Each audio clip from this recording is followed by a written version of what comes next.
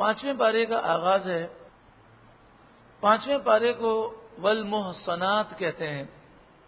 یہ جو پاروں کی تقسیم ہے یہ نہ رسول اللہ نے کی ہے نہ صحابہ نے کی ہے، بلکہ تابعین اور تبع تابعین میں بھی اس کا کوئی ثبوت نہیں ملتا. صدیاں گزر گئی، نہ جانے کس نے یہ پاروں کے نام رکھے اور کس نے تقسیم کی. تو جو لوگ یہ کہتے ہیں کہ ہر نیا کام بدعت ہے، گمراہی ہے، تو پھر تو یہ پاروں کی تقسیم بھی بدعت گمراہی ہو گئی کہ نہ رسول اللہ نے کیا، نہ صحابہ نے، نہ تابعین نے، نہ تبع تابعین نے، نہ ائمہ مجتہدین نے. یہ بدعت حسنہ ہے، یعنی اچھا نیا کام ہے. یہ بدعت دلالہ گمراہی نہیں ہے، یہ اچھا نیا کام ہے. یہ پاروں کی تقسیم جس نے بھی کی اللہ جانے کس نے کی، لیکن جس نے بھی کی اچھا کام کیا. اس سے فائدہ یہ ہوتا ہے کہ جو لوگ ایک مہینے میں قرآن ختم کرنا چاہتے ہیں، روز ایک پارہ پڑھیں تو ایک مہینے میں پورا قرآن ہو جائے گا. یہ فائدہ حاصل ہوتا ہے. اسی طرح قرآن کو 7 منزلوں میں تقسیم کیا گیا. یہ منزلیں بھی رسول اللہ سے ثابت نہیں ہیں، بعد میں کسی نے کیا ہے، اللہ اسے جزائے خیر دے. یہ بدعت حسنہ ہے، ایک اچھا نیا کام ہے. معلوم یہ ہوا کہ نیا کام برا نہیں ہوتا. کام کو دیکھا جاتا ہے کہ اگر خیر ہے، شریعت کے خلاف نہیں، تو اگر نیا کام بھی ہو تو کوئی حرج نہیں. یہ 7 منزلیں جس نے ہی بنائی، کیوں بنائی؟ تاکہ جو ایک ہفتے میں قرآن ختم کرنا چاہے، روز کی ایک منزل پڑھے تو 7 دن میں پورا قرآن ختم. تو پاروں کی جو تقسیم کی گئی اس کا انداز یہ رکھا گیا کہ پارے کا جو پہلا لفظ ہوتا تھا اسی سے انہوں نے پارے کا نام بتایا، نام بنایا. تو اس پارے کا جو پہلا لفظ ہے والمحصنات، تو پارے کا نام ہے والمحصنات. محصنات اس کے کئی معنی ہیں اور کئی معنی کے ساتھ یہ لفظ قرآن پاک میں استعمال ہوا. تو قرآن کے معنی سمجھنے کے لیے ہر لفظ کے جتنے معنی ہیں سب کو سمجھنا ضروری ہے. والمحصنات کا ایک معنی ہے شادی شدہ عورتیں، شادی شدہ عورتیں. دوسرا معنی ہے آزاد عورتیں. تیسرا معنی ہے پاک دامن عورتیں. چوتھا معنی ہے مسلمان عورتیں. اس طرح یہ 4 معنی ہوئے: شادی شدہ عورتیں، آزاد عورتیں، پاک دامن عورتیں، مسلمان عورتیں. یہاں پر یہ لفظ شادی شدہ عورتوں کے لیے استعمال ہوا. والمحصنات من النساء، اور وہ عورتیں کہ جو شادی شدہ ہیں. محصنات کا مطلب ہوتا ہے قید میں لائی گئیں. ایک مطلب کیا ہوتا ہے؟ قید میں لائی گئیں. تو یہاں مطلب ہے جو نکاح کی قید میں ہیں، جو شادی شدہ عورتیں ہیں. پیچھے حرام عورتوں کا ذکر تھا، تو اب یہ بتایا جا رہا ہے کہ جو عورت شادی شدہ ہے جب تک وہ کسی کے نکاح میں باقی ہے اس سے شادی نہیں کی جا سکتی، بلکہ شوہر کا انتقال ہو گیا تو جب تک عورت کی عدت پوری نہ ہو جائے یا طلاق ہو جائے، اور جب تک عورت کی عدت پوری نہ ہو جائے اس سے نکاح نہیں ہو سکتا. عدت کے دوران اگر کسی نے نکاح کیا تو نکاح نہیں ہوگا. والمحصنات من النساء، شادی شدہ عورتوں سے نکاح کرنا حرام کیا گیا. لیکن یہ حرمت ہمیشہ کے لیے نہیں ہے، بلکہ جب تک وہ کسی کے نکاح میں ہے، شوہر کا انتقال ہو جاتا ہے، وہ طلاق دے دیتا ہے، عدت گزار لیتی ہے، تو دوسرے مرد سے شادی کر سکتی ہے. الا ما ملکت ایمانکم، مگر وہ عورتیں جن کے مالک تمہارے ہاتھ ہو گئے، یعنی جن کے تم مالک ہو. اس سے مراد وہ عورتیں ہیں کہ نبی اکرم صلی اللہ علیہ وآلہ وسلم کے زمانے اقدس میں جہاد ہوا اور مسلمانوں نے فتح و نصرت حاصل کی. مرد مارے گئے، باقی مرد بھاگ گئے. کچھ عورتیں مسلمانوں کی قید میں آ گئیں. اب وہ قیدی عورتیں تھیں. پہلے زمانے میں قیدی عورتوں کے لیے یہ کیا جاتا کہ پنجرے بنائے جاتے، انہیں قید خانے میں رکھا جاتا.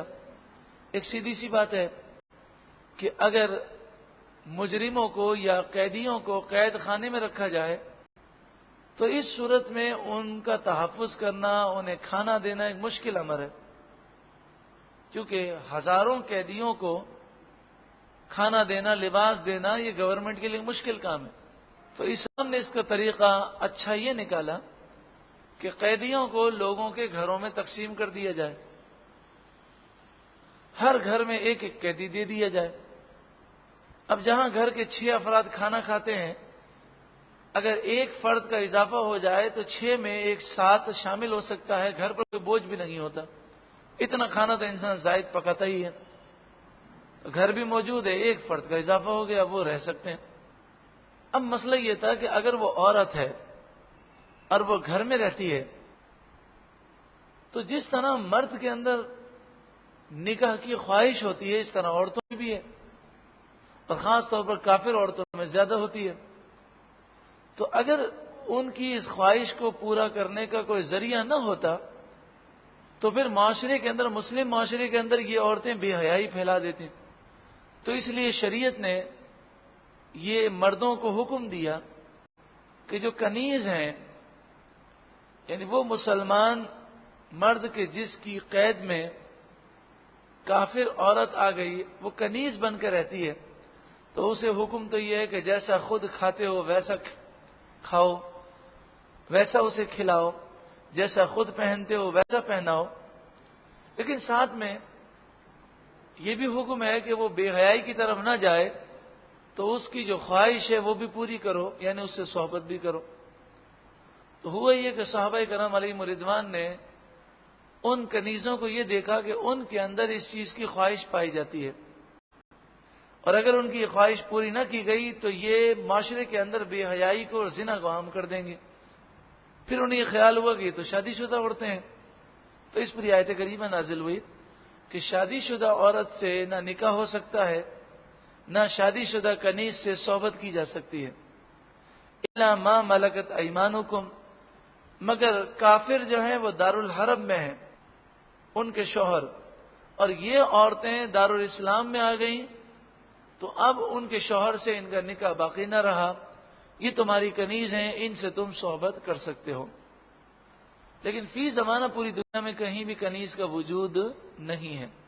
کتاب اللہ علیکم، یہ اللہ کی طرف سے تم پر فرض کیا گیا ہے، یہ ساری باتیں کہ جن عورتوں سے حرام ہے نکاح کرنا ان سے نکاح نہ کرو۔ وَأُحِلَّ لَكُم مَّا وَرَاءَ ذَلِكُمْ، اور ان کے علاوہ تمام عورتیں تمہارے لیے حلال کی گئیں، ان کے علاوہ تمام عورتیں تمہارے لیے حلال کی گئیں۔ یہ قرآن کا اور حدیث کا انداز ہے، حرام چیز کا ذکر کر دیا جاتا ہے اور فرما دیا جاتا ہے کہ ان کے علاوہ باقی حلال ہے۔ یہ بات یاد رکھیں کہ شریعت میں جس چیز کو حرام کیا گیا صرف وہی حرام ہے، اور یہ کہنا کہ اگر یہ حلال ہے تو حلال ثابت کرو، کہاں لکھا ہے حلال ہے، تو یہ اصول ہی غلط ہے۔ یہ بتا دیا گیا کہ یہ چیزیں حرام ہیں، یہ کام حرام ہے، تو جو حرام کہہ دیا گیا وہ حرام ہے، اور جس کا ذکر نہیں وہ حلال ہے۔ تو یہ تو حدیث ہے کہ جس چیز سے تمہیں منع کیا گیا اس سے بچو، وہ حرام ہے، جس چیز کا حکم دیا گیا وہ کرو کہ وہ حلال ہے، اور جس چیز کے بارے میں سکوت کیا گیا، نہ حرام کہا گیا نہ حلال کہا گیا، وہ تمہارے لیے جائز ہے، تم کرو نہ کرو تمہاری مرضی ہے۔ اب بتائیے، کھڑے ہو کر صلاۃ و سلام پڑھنا، اس سے کہیں بھی منع نہیں کیا گیا۔ اذان سے پہلے یا اذان کے بعد درود و سلام پڑھنے سے کہیں منع نہیں کیا گیا۔ جب منع نہیں کیا گیا تو کوئی اپنی طرف سے اسے حرام نہیں کہہ سکتا۔ وَأُحِلَّ لَكُم مَّا وَرَاءَ ذَلِكُمْ، اس کے علاوہ جتنی عورتیں ہیں تمہارے لیے حلال کی گئیں۔ تو کوئی یہ نہ سمجھے کہ ان سے اب بغیر نکاح کے صحبت حلال ہو جائے گی، تو اب آگے نکاح کا حکم دیا گیا، نکاح کرو گے تو حلال ہے۔ ان تبتغوا باموالکم، یہ کہ تم انہیں طلب کرو، حاصل کرو اپنے مال کے بدلے، حاصل کرو یعنی ایجاب و قبول کرو، اپنے مال کے بدلے یعنی مہر ادا کرنا قبول کرو۔ تو مہر جو ہے وہ لازم ہو جائے گا، چاہے مہر کا ذکر ہو یا نہ ہو۔ ان تبتغوا باموالکم، کوئی یہ نہ سمجھے کہ پیسے دے کر رات مقرر کر لی جائے اور رات خرید لی جائے تو وہ حلال ہو جائے گی. تو اس لیے مزید آگے وضاحت کی گئی محسنین، نکاح کی قید میں لاتے ہوئے، یعنی یہ صرف مال سے حلال نہیں ہوگی، نکاح کی قید میں لانا ہے. غیر مصافحین، زنا نہ کرتے ہوئے، ان سے زنا یا متع نہیں ہو سکتا بلکہ نکاح کی قید میں لانا ہے. محسنین غیر مصافحین، اس آیت کریمہ سے زنا کا بھی رد ہو گیا اور متع کا بھی رد ہو گیا. کیونکہ متع کے بارے میں جو اہل تشیع حضرات متع کو جائز کہتے ہیں تو یہ ان کی نادانی ہے، اس لیے کہ متع جو ہے اس میں عورت مرد کی قید میں نہیں آتی. متع کی تعریف کیا ہے؟ کوئی گواہ کی ضرورت نہیں ہے. مرد عورت سے کہے کہ 1000 روپے کے عوض میں تجھ سے متع کرتا ہوں ایک رات کے لیے. عورت کہے میں نے قبول کیا، ایک رات گزاری، صبح دونوں جدا ہو گئے، مرد کو طلاق دینے کی ضرورت نہیں. تو اس کا مطلب یہ ہوا کہ عورت جو ہے وہ مرد کی قید میں نہیں ہے. اور قرآن کیا بیان کرتا ہے؟ محسنین، نکاح کی قید میں لاتے ہوئے. تو لہذا متع جو ہے وہ حرام ہے. ہاں یہ ضرور تھا کہ نبی اکرم صلی اللہ علیہ وآلہ وسلم کے دور مبارک میں زمانہ جاہلیت سے یہ طریقہ چلا آ رہا تھا کہ متع کیا جاتا تھا، لیکن حجۃ الوداع کے موقع پر رسول اللہ صلی اللہ علیہ وسلم نے فرمایا میں نے متع کو حرام کر دیا ہے، یاد رکھنا، اور قیامت تک کوئی اسے حلال نہیں کر سکتا. اب مسئلہ یہ ہے کہ بعض حضرات یہ کہتے ہیں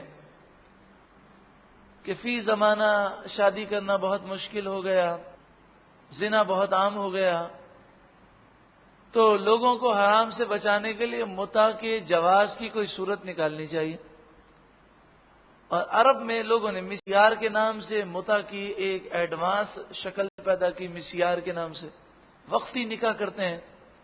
یہ سب حرام ہے اور یہ نکاح نہیں ہے. جب رسول اللہ نے قیامت تک حرام کر دیا اور آپ نے فرمایا کوئی اسے حلال نہیں کر سکتا، تو ہم اپنے سسٹم کو بدلیں. جب شریعت نے 4 تک نکاح کرنے کی اجازت دی ہے تو ہم اپنے سسٹم کو بدلیں. کیوں ہم نے ناجائز رسومات پالی ہیں؟ تو جو حرام ہے اسے ہم حلال تو نہیں کر سکتے. فَمَسْتَمْتَعْتُمْ بِهِ مِنْهُنَّ، پھر جب تم ان سے فائدہ اٹھا لو. اس آیت کو سمجھنا بہت ضروری ہے. فَمَسْتَمْتَعْتُمْ بِهِ مِنْهُنَّ، پھر جب تم ان سے فائدہ اٹھا لو. اس میں استمتعتم کے الفاظ ہیں. اس سے اہل تشیع حضرات نے متع کا مسئلہ نکال لیا، حالانکہ اس سے متع مراد نہیں ہے. پہلے بیان ہو چکا کہ یہاں پر ذکر نکاح کا ہو رہا ہے. محسنین غیر مصافحین، زنا کرتے ہوئے نہیں، نکاح کی قید میں لاتے ہوئے. تو پھر فا ہے، اس کا مطلب یہ کہ اس کے بعد کا ذکر ہے. اور استمتعتم سے مراد متع نہیں بلکہ صحبت ہے، کہ نکاح کے بعد جب تم صحبت کر لو تو اب عورت کو مہر دو. فآتوہن اجورہن فریضہ، تو تم انہیں ان کا مقررہ مہر دو. فریضہ مانے مقررہ، اجورہن مہر. ولا جناح علیکم، اور تم پر کوئی حرج نہیں. فیما تراضیتم بہ من بعد الفریضہ، ایک مہر مقرر کرنے کے بعد تم باہمی رضامندی سے جو فیصلہ کرو. ایک مہر مقرر کرنے کے بعد باہمی رضامندی سے جو فیصلہ کرو. مثلا نکاح ہو گیا، نکاح کے بعد عورت یہ کہتی ہے کہ آپ نے میرا مہر 1,00,000 روپے مقرر کیا، میں 50,000 آپ کو معاف کرتی ہوں. تو اب مرد کو معاف ہو گیا، خوشی سے اس نے معاف کیا. یا مرد یہ کہتا ہے کہ میں نے 1,00,000 روپے مہر مقرر کیا ہے، میں اس میں اضافہ کرتا ہوں، میں تمہیں 1,50,000 روپے دوں گا. تو اب یہ 1,50,000 روپے مہر بن گیا. تو باہمی رضامندی سے مرد بڑھا سکتا ہے، عورت معاف کر سکتی ہے، اس کی اجازت ہے۔ ان اللہ کان علیما حکیما، بے شک اللہ تعالی علم والا، حکمت والا ہے۔ ومن لم يستطع منكم طولا ان ينكح المحصنات المؤمنات، یہاں پر المحصنات کا لفظ آزاد عورتوں کے لیے ہے، شادی شدہ عورتوں کے لیے نہیں ہے، بلکہ کس کے لیے ہے؟ آزاد عورتوں کے لیے۔ اور طولن مانے طاقت، اگر تم میں سے کوئی آزاد مومن عورتوں سے نکاح کرنے کی طاقت نہ رکھتا ہو، فَمِمَّا مَلَكَتْ أَيْمَانُكُمْ مِنْ فَتَيَاتِكُمُ الْمُؤْمِنَاتِ، تو جو کنیز عورتیں ہیں ان کنیز مومنوں سے وہ نکاح کر لیں۔ کنیزوں سے نکاح کرنا ویسے عام طور پر پسندیدہ نہیں ہے، کیونکہ جو کنیز ہوتی ہے اس کی تربیت نہیں ہوتی، اور جو بچے پیدا ہوتے ہیں اس پر ماں کا بڑا اثر پڑتا ہے۔ لیکن فرمایا کہ اگر آزاد عورت سے نکاح کی طاقت نہ ہو تو کنیز سے نکاح کر لو۔ واللہ اعلم بایمانکم، اور اللہ تمہارے ایمان کو خوب جانتا ہے۔ بعضکم من بعض، تم ایک دوسرے سے ہو، یعنی کنیز سے نکاح کرنے میں شرم محسوس نہ کرو، وہ بھی آدم علیہ السلام کی اولاد ہے، تم بھی آدم علیہ السلام کی اولاد ہو۔ فَانْكِحُوهُنَّ بِإِذْنِ أَهْلِهِنَّ، تم ان کنیزوں سے نکاح کرو ان کے مالک کی اجازت سے۔ تو کنیز سے نکاح کیا جائے گا تو جو کنیز کا مالک ہوگا اس کی اجازت سے۔ وَآتُوهُنَّ أُجُورَهُنَّ بِالْمَعْرُوفِ، اور تم انہیں ان کا مہر دو شریعت کے مطابق، دستور کے مطابق۔ جو مہر کنیز کا مقرر ہوا وہ مہر کنیز کے مالک کو دیا جائے گا۔ لیکن یہ مسائل فی زمانہ اس کا رواج نہیں، کیونکہ کنیز کا وجود ہی نہیں۔ محصنات، اس حال میں وہ کنیزیں نکاح کی قید میں آنے والی ہوں، غیر مصافحات، زنا کرنے والی نہ ہوں، ولا متخذات اخدان، اور پوشیدہ دوست یار بنانے والی نہ ہو۔ یعنی یہ اجازت تمہیں کنیزوں سے نکاح کی صورت میں ہے، یہ نہیں کہ تم خفیہ طور پر ان سے دوستی کر لو اور زنا کرو، یہ اعلانیہ زنا کرو، وہ تمہاری نکاح کی قید میں آئیں۔ فَإِذَا أُحْصِنَّ، پھر جب وہ نکاح کی قید میں آ جائیں، فَإِنْ أَتَيْنَ بِفَاحِشَةٍ، پھر اگر وہ زنا کریں، فَعَلَيْهِنَّ نِصْفُ مَا عَلَى الْمُحْصَنَاتِ مِنَ الْعَذَابِ، یہ بھی محصنات کا مطلب ہے آزاد عورتیں۔ تو جو آزاد عورت کو سزا دی جاتی ہے، کنیز کو سزا آدھی دی جائے گی۔ کنیز کو کتنی سزا ہوگی؟ آدھی۔ یعنی آزاد عورت اگر غیر شادی شدہ ہے اور زنا کرے تو اسے 100 کوڑے لگائے جاتے ہیں، اور کنیز زنا کرے تو کتنے کوڑے ہوں گے؟ 50۔ آزاد عورت اگر شادی شدہ ہے اور زنا کرے تو اسے سنسار کر دیا جاتا ہے۔ اب سنسار کو تو آدھا نہیں کیا جا سکتا، پتھر مار مار کے کسی کو ہلاک کرنا، اس کو آدھا کیسے کریں گے؟ تو کنیز شادی شدہ ہو یا غیر شادی شدہ، وہ زنا کرے اور زنا ثابت ہو جائے تو 50 کوڑے مارے جائیں گے۔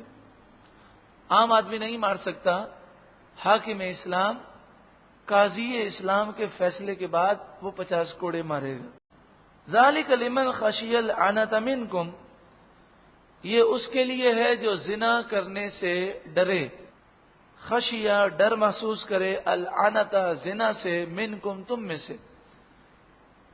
ورنہ بہتر یہ ہے کہ تم کنیز سے شادی نہ کرو، کیونکہ کنیز کی اسلامی تربیت ہوتی نہیں ہے، تو اس سے تمہارے بچوں پر بہت برے اثرات پڑیں گے۔ وَأَن تَصْبِرُوا خَيْرٌ لَكُمْ، اور تمہارا صبر کرنا تمہارے لیے بہتر ہے، یعنی کنیز سے نکاح نہ کرو تو یہ تمہارے لیے بہتر ہے۔